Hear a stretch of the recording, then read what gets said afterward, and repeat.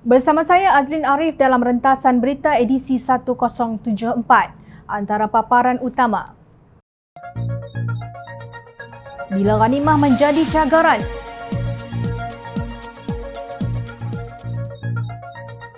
Elak fear factor atau sembunyi kegagalan. PN naik kerana sokongan kluster mahkamah. Berapa lama nak siasat kes LCS?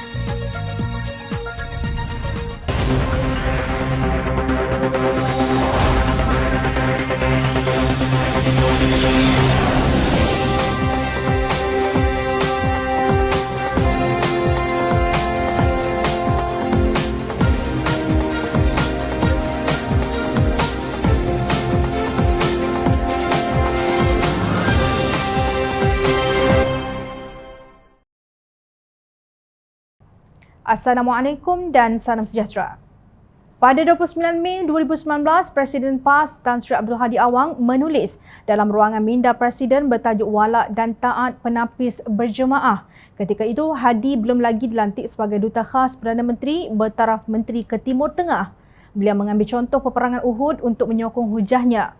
Kemenangan awal yang dicapai dalam Perang Uhud kerana mentaati arahan, ketewasan berlaku selepasnya apabila pasukan pemanah tidak mentaati arahan supaya jangan meninggalkan bukit yang ditempatkan mereka kerana mengejar harta barangan yang ditinggalkan oleh musuh. Namun, walak terhadap Rasulullah SAW dapat menyelamatkan keadaan dengan kembali mentaatinya supaya berundur mengambil kedudukan baharu untuk bertahan di tempat yang tinggi di kaki bukit Uhud, katanya. Mengaitkannya dengan kepimpinan moden, Hadi berkata konsep taat dan walak ini wajib dihayati oleh kumpulan Islam dalam semua keadaan, termasuk dalam wajah silmiah, pendekatan damai melalui amalan demokrasi. Konsep ini juga tempat menguji kesetiaan ahli kepada jemaah Islam. Seseorang ahli yang setia tidak akan meninggalkan jemaah pada masa menang dan kalah, rebah dan bangun selagi Islam menjadi akidah perjuangan yang tidak dihapuskan, tegasnya. Hadi membezakan walak kepada Allah dengan walak kepada pemimpin. Walak dan taat kepada Allah dan Rasul itu secara mutlak kerana Allah itu maha suci daripada sifat kekurangan dan Rasul itu bersifat ismah, maksum, dikawal pribadinya oleh wahyu daripada Allah, ujarnya. Walak dan taat wajib terhadap pemimpin yang beriman walaupun pemimpin yang dirinya fasik tetapi arahannya bersifat nas atau ijtihad dalam jemaah, jelasnya. Bersandarkan kepada surah Al-Mumtahanah ayat 8, Hadi berkata tidak menjadi kesalahan mengadakan kerjasama yang bersifat tahaluf atau ta'awun dengan bukan Islam dan menegakkan kebenaran kerana keizinan Allah. Terjemahan ayat tersebut berbunyi begini: Allah tidak melarang kamu daripada berbuat baik dan berlaku adil kepada orang-orang bukan Islam yang tidak memerangi kamu kerana agama kamu dan tidak mengeluarkan kamu dari kampung halaman kamu. Sesungguhnya Allah mengasihi orang-orang yang berlaku adil. Surah Al-Mumtahanah ayat 8. Namun, kata Hadi, diharamkan berwalak kepada bukan Islam berdasarkan firman berikutnya. Sesungguhnya Allah hanyalah melarang kamu daripada menjadikan wali, yakni pemimpin atau teman rapat yang berwalak kepada orang-orang bukan Islam yang memerangi kamu kerana agama kamu Islam dan mengeluarkan kamu dari kampung halaman kamu serta membantu orang lain untuk mengusir kamu. Dan ingatlah, sesiapa yang menjadikan mereka teman rapat, maka mereka itulah orang-orang zalim. Surah Al-Mumtahanah ayat 9. Seterusnya beliau berkata, bahkan Allah melabelkan sifat munafik terhadap seorang yang mengharapkan kemenangan dengan berwalak kepada bukan Islam.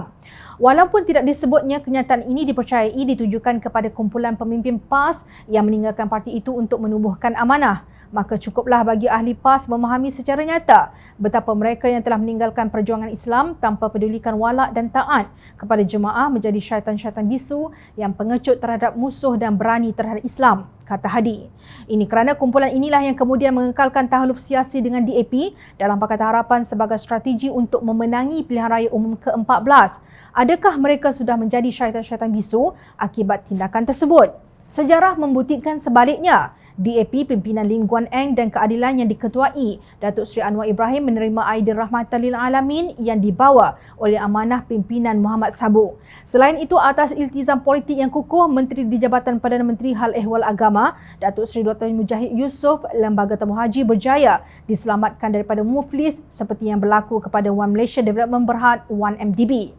Kini, PAS mendapat ghanimah setelah bersekongkol dengan pengkhianat Pakatan Harapan menerusi langkah Sheraton pada hujung Februari 2020. Mereka juga bersekongkol dengan gerombolan kluster mahkamah bersama MIC dan MCA yang berbeza dengan DAP kerana tidak ada anggota Melayu Islam di dalamnya. Malang sekali, cabutan judi nombor ekor dinaikkan kepada 22 kali setelah diturunkan kepada 8 kali oleh Pakatan Harapan. Sehingga hari ini tidak kedengaran suara menteri atau ahli parlimen PAS berhubung 3 bank Malaysia yang dibenarkan memberi pinjaman tanpa jaminan kepada syarikat judi Genting Hong Kong yang diisytihar muflis. Ini adalah kerana kerajaan melalui Permodalan Nasional Berhad, PNB, Khazanah dan Kumpulan Wang Simpanan Pekerja, KWSP adalah pemegang saham terbesar dalam ketiga-tiga bank itu, kata Anwar Ibrahim yang juga pengerusi Pakatan Harapan ketika menyuarakan bantahannya. 3 bank Malaysia Malayan Banking, CIMB dan RHB dinamakan sebagai antara pemiutang tidak bercagar utama Genting Hong Kong dengan nilai sebanyak 600 juta US dollar, kira-kira 2.5 bilion ringgit. Kenapa PAS krik-krik dalam isu yang berkait dengan umat Islam ini? Siapa sebenarnya yang sudah menjadi syaitan bisu? Bermula Jumaat iaitu hari ini, Kementerian Kesihatan KKM hanya akan mengumumkan bilangan kes harian COVID-19 pada hari berikutnya iaitu Sabtu jam 10 pagi. Menteri Berkenaan Khairy Jamaluddin berkata langkah tersebut bagi memastikan keseluruhan data dapat diperincikan dengan lebih menyeluruh. Ini untuk kita mengurangkan fear factor kes harian dan ia perubahan budaya. Berhenti melihat kepada kes harian tetapi kita melihat bersama dengan semua data, katanya dalam sidang media pada Khamis. Beliau menjelaskan perincian metrik dan data dapat membantu rakyat memahami keadaan sebenar mengenai situasi COVID-19. Mengikut data KKM, jumlah kes jangkitan COVID-19 ialah 26,701 sementara jumlah kumulatif ialah 3,138,215 kes. Menurut beliau, walaupun kes meningkat mendadak, purata kematian harian mingguan disebabkan COVID-19 tidak menunjukkan peningkatan ketara. Difahamkan bilangan masyarakat Melayu yang enggan menerima dos penggalak dan memberikan vaksin kepada anak mereka dalam program vaksinasi COVID-19 kanak-kanak agak tinggi. Beliau berkata, kementerian sedang berusaha melaksanakan sesi libat urus dan menjawab isu-isu tular dalam kalangan masyarakat terutama Melayu berhubung pemberian vaksinasi. Ia merupakan satu cabaran yang besar tetapi kita cuba atasi cabaran besar ini sebab Melayu percaya kepada Illuminati, katanya. Adakah pengumuman Khairy ini berita baik untuk elak apa yang beliau katakan sebagai fear factor iaitu faktor ketakutan? Atau yang takut sebenarnya ialah beliau sendiri dan UMNO Barisan Nasional yang telah gagal dalam menguruskan pandemik COVID-19. Khamis lalu, bekas Perdana Menteri Tebuk Atap 1.0 Tan Sri Mahyadin Mat Yassin mendakwa keengganan beliau melayani permintaan Presiden UMNO Datuk Seri Ahmad Zahid Hamidi dan Datuk Seri Najib Razak menyebabkan beliau hilang sokongan daripada 15 ahli Parlimen UMNO. Akibatnya, kata pengerusi Perikatan Nasional itu, beliau tidak dapat meneruskan usahanya untuk menguruskan pandemik COVID-19. Beliau berkata demikian ketika berucap di Majlis Pelancaran Jentera Perikatan Nasional bahagian Mersing di Felda Tenggaruh 3, Johor. Tak dapat teruskan atau gagal untuk menguruskannya. Ingat lagi tak ketika Kerajaan Perikatan Nasional memiliki seorang Menteri Kesihatan yang tidak dapat membezakan antara Spanish flu dengan Spanish fly sehingga menjadi bahan sindiran di media sosial. Setelah kerajaan pimpinan Mahyadin dijatuhkan oleh UMNO, Menteri Kesihatan zaman Perikatan Nasional, Ahli Parlimen UMNO Tenggara, Datuk Seri Adam Baba bertukar tempat dengan Menteri Sains, Teknologi dan Inovasi, iaitu Ahli Parlimen UMNO Rembau, Khairy Jamaluddin. Ketika itu serangan COVID-19 reda sedikit, namun ia kembali mencanak naik dengan agresif selari dengan agresifnya KKM menyuruh rakyat supaya menerima suntikan dos penggalak. Kini mereka yang enggan menerima dos penggalak atau membenarkan anak mereka menerima suntikan dituduh pula percaya kepada teori konspirasi Illuminati. Adakah Khairy sudah membuat kajian terperinci mengapa wujud keengganan ini sebelum mengaitkan mereka dengan kepercayaan wujudnya agenda Illuminati? Sejak tahun lepas, antara badan bukan kerajaan iaitu NGO yang begitu vokal menuntut penjelasan kerajaan berhubung kesan sampingan dos ketiga ialah Persatuan Pengguna Islam Malaysia PPIM dan Pertubuhan Anti Diskriminasi dan Salah Laku.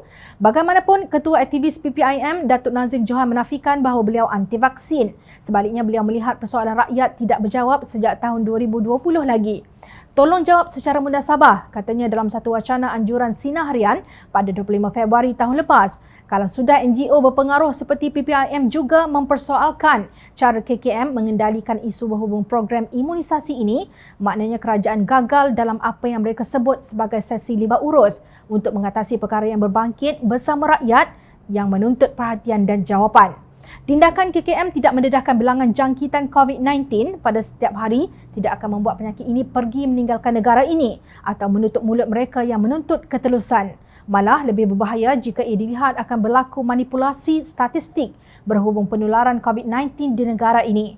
Demikian akibatnya apabila kakistokrat menguasai pentadbiran negara. Timbalan Pengerusi Badan Perhubungan UMNO Negeri Johor, Datuk Nur Jazlan Muhammad membidas kenyataan Presiden Bersatu Tan Sri Mahyidin Mat Yassin yang berkata beliau enggan campur tangan dalam kes-kes kluster mahkamah melibatkan pemimpin tertinggi UMNO. Tindakan tersebut dakwa Mahyidin menyebabkan dirinya hilang jawatan Perdana Menteri. Dia tuduh pemimpin UMNO yang jatuhkan dia dari jawatan Perdana Menteri, padahal kegagalan dia mentadbir negara membuatkan rakyat marah dan mahukan dia berundur. Dia lupa ke dengan sokongan SD akuan bersumpah daripada pemimpin parti kluster mahkamah lah dia diangkat jadi Perdana Menteri. Soalnya seperti dipetik Sinar Harian.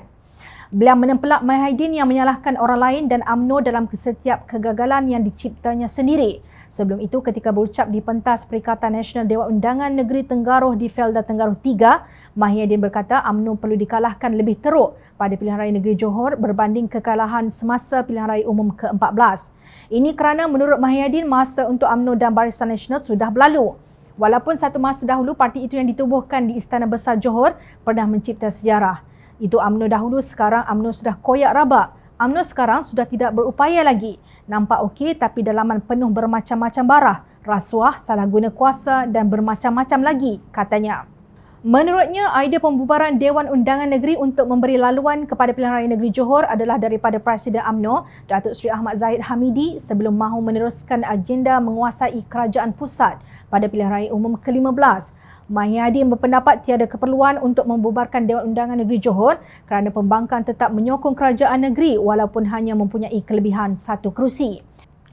Saya tengok tidak ada masalah walaupun dengan majoriti satu kerusi. Saya lihat di Johor luar biasa kerana pembangkang pun sokong kerajaan negeri. Bukan sahaja sokong belanjawan Johor 2022, tapi sokong belia 18 tahun bertanding sebagai calon pilihan raya, katanya. Namun, Nur Jazlan Muhammad membidas kenyataan Mahyidin dan menyifatkan Bersatu nazak dan hanya menunggu masa menjadi arwah. Menurut Nur Jazlan, perkara itu terbukti apabila Bersatu gagal dalam pilihan raya kecil atau pilihan raya negeri. Malah Nur Jazlan menganggap pengerusi Perikatan Nasional itu nyanyuk. Dia lupa Bersatu tumbang pada pilihan raya kecil Tanjung Piai dan parti itu juga kecundang teruk pada pilihan raya negeri Melaka. Pada pilihan raya negeri Sabah juga, jika tak kerana kekuatan UMNO di sana, Bersatu pasti sudah tersungkur. Jadi siapa sebenarnya yang sudah koyak rabak, UMNO atau Bersatu? Katanya seperti dipetik.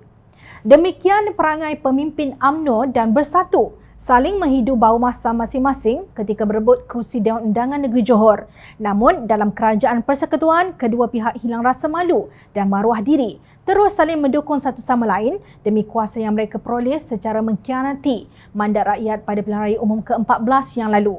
Kononnya perjuangan Mahyidin untuk agama, bangsa dan negara, tetapi beliau bersama Presiden PAS Tan Sri Abdul Hadi Awang, bekas Timbalan Presiden Keadilan Datuk Seri Muhammad Azmin Ali sanggup mengkhianati rakan-rakannya sendiri di dalam Pakatan Harapan. Beliaulah yang bertanggungjawab mengangkat semula UMNO yang dikuasai kluster mahkamah ke dalam kerajaan. Kenyataan Nur Jazlan secara tidak langsung mengakuinya. Kerjasama Bersatu dengan gerakan dalam Perikatan Nasional jelas menunjukkan betapa hipokrasinya parti itu dan PAS dalam memperjuangkan Islam. Ini kerana gerakan menentang hudud. Akibatnya, Rang Undang-Undang RUU Mahkamah Syariah Bidang Kuasa Jenayah Kurungan Pindaan 2021 atau RUU 355 sehingga ke hari ini masih tidak kelihatan. Sementara itu, Presiden MCA Datuk Seri Wee Ka Siong awal-awal lagi sudah berteriak, "Saya tidak mahu dengar selepas ini orang kata ini kerajaan Melayu Islam." Boleh sesiapa beritahu Jom Channel sudah berapa ramai warga emas Tanjung Piai mendapat tajaan Datuk Seri Wee Jack Seng untuk menunaikan umrah?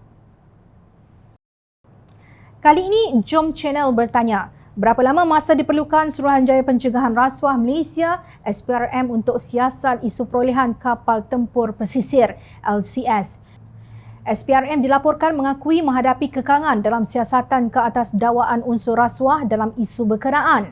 Menurut perkongsian video oleh sebuah portal berita, Timbalan Pesuruhjaya Operasi SPRM Ahmad Kusari Yahya berkata dokumen sudah lama kerana kes itu bermula pada 2009, 2010 dan 2011. Beliau berkata SPRM juga perlu menjalankan siasatan melalui bantuan bersama dalam perkara jenayah untuk berurusan dengan syarikat dan entiti asing. Setakat ini kami telah membuka 3 kertas siasatan dan siasatan masih diteruskan. Dan kes itu melibatkan beberapa syarikat asing dan entiti luar negara. Jadi kita perlu ambil masa. Kita perlu menjalani prosedur dan saluran perundangan yang digelar Mutual Legal Assistance in Criminal Matter, jelasnya. Tambahnya, SPRM tidak boleh menjalankan siasatan antara dua negara kecuali dengan kerjasama menerusi saluran perundangan tersebut. Projek tersebut bernilai 9.128 bilion ringgit dianugerahkan kepada Boston Naval Shipyard Sdn Bhd BNS oleh kerajaan melalui Kementerian Pertahanan dengan 6 bilion ringgit sudah dibayar. Berhubung dengan kegagalan BNS menyiapkan pembinaan LCS tersebut, laporan kepada SPRM telah dibuat oleh Presiden Persatuan Veteran Tentera Laut Diraja Malaysia Laksamana Pertama Bersara TLDM Muhammad Imran Abdul Hamid pada 21 November tahun lepas. Malah menurut Pengerusi Jawatan Kuasa Kira-Kirauan Negara PAC, Wong Kah-Wah, pihaknya sudah menjalankan 8 prosiding membabitkan projek LCS dan saksi juga telah dipanggil. Antaranya termasuk Menteri Pertahanan sendiri Datuk Seri Hishamuddin Hussein, Ketua Setiausaha Kementerian Pertahanan Datuk Seri Muiz Abdul Aziz, Panglima Tentera Laut Laksamana Tan Sri Muhammad Reza Muhammad Sani, selain bekas Timbalan Perdana Menteri Datuk Seri Ahmad Zahid Hamidi dan bekas Ketua Audit Negara Tan Sri Amrin Buang. Katanya PSC kini berada di peringkat akhir prosiding dan akan membentangkan laporannya pada Mac ini. Kegagalan penyiapan LCS itu sebelum ini dilaporkan dalam laporan Ketua Audit Negara 2019 Siri 1, Pengauditan Pematuhan Kementerian, Jabatan Persekutuan dan juga dalam laporan siasatan Jawatan Kuasa Siasatan Tadbir Urus, Perolehan dan Kewangan Kerajaan, Jabatan Perdana Menteri yang diterbitkan pada 2019. Menurut Kah-Wah, sepatutnya 2 kapal LCS sudah siap dibina setakat Oktober tahun lalu. Pada 15 November lalu, Berita Harian melaporkan Hishamuddin dalam sidang Dewan Rakyat berkata kelewatan perolehan LCS berpunca daripada pihak pengeluaran produk tulen OEM memberhentikan kerja susulan masalah kewangan. Beliau dilaporkan berkata proses perolehan itu mengalami kelewatan 39.52% atau 43 bulan menyebabkan pembayaran kepada OEM tidak dibuat mengikut jadual ditetapkan selain kegagalan kontraktor menyiapkan reka bentuk dalam tempoh ditetapkan serta lewat memuktamadkan perolehan sebahagian peralatan serta kualiti kerja yang tidak mengikut spesifikasi. Kerajaan tidak menyatakan entiti luar negara manakah yang terbabit dalam pembinaan LCS tersebut. Namun, carian Jom Channel sebelum ini mendapati laman rasmi Rheinmetall pada 21 Januari 2013 menyatakan bahawa syarikat tersebut telah memenangi 280 juta pound sterling, kira-kira 1.322.5 bilion ringgit mengikut nilai semasa dalam tempahan pertahanan udara baharu dari Asia dan Timur Tengah. Rheinmetall akan melengkapkan Malaysia dengan sejumlah 12 radar kawalan kebakaran dan 6 sistem elektrooptik untuk 6 bot peronda baharu. Ini adalah pesanan terobosan untuk generasi baharu, sistem berprestasi tinggi yang komponen asasnya semuanya dibangunkan secara dalaman. Bersama-sama dengan alat ganti dan latihan, pesanan itu juga termasuk pemindahan pengetahuan ke Malaysia yang akan membolehkan industri tempatan mengambil bahagian secara aktif dalam projek itu. Penghantaran sistem akan bermula pada 2015 dan berterusan hingga 2020. Maknanya tempahan untuk peralatan LCS daripada Rheinmetall, sebuah syarikat Jerman adalah benar. Daripada paparan beberapa portal di internet, Kuwait nampaknya tidak ada masalah dengan kontrak pertahanan negara berkenaan bersama Rheinmetall. Tetapi mengapa kapal LCS di Malaysia tidak siap seperti yang dijangkakan? Sekarang sudah tahun 2022. Siapa pula yang memegang kunci untuk membuka pintu saluran siasatan yang amat diperlukan oleh SPRM ini? Tak perlu berteka-teki, SPRM di bawah bidang kuasa Perdana Menteri Datuk Seri Ismail Sabri Yaakob. Bahagian hal ehwal undang-undang juga di dalam Jabatan Perdana Menteri. Ia diketuai oleh seorang menteri dalam bidang berkenaan iaitu Datuk Seri Wan Junaidi Tuanku Jaafar. Selain itu terdapat 69 menteri dan timbalan menteri dalam Kabinet Ismail Sabri. Ini termasuk Menteri Kanan Pertahanan Hishamuddin yang dilantik semula ke jawatan berkenaan setelah UMNO Barisan Nasional menjatuhkan kerajaan Tebu Atap Tan Sri Mahyadin Mat Yassin. Menteri-menteri ini semua buat apa sekarang? Menurut Indeks Persepsi Rasuah CPI oleh Transparency International pada tahun 2021, Germany berada di tangga ke-10 daripada 180 negara dengan skor 80. Malaysia pula berada di tangga ke-62 dengan skor 48%. Takkan tidak boleh bercakap dengan pihak negara berkenaan yang kita tahu memiliki indeks persepsi rasuah yang jauh lebih baik berbanding Malaysia. Rakyat memahati. Teruskan bersama kami di Jom Channel dan layari portal jomchannel.net untuk mendapatkan berita politik tanah air. Saya Azli Arif, terima kasih. Assalamualaikum dan salam sejahtera.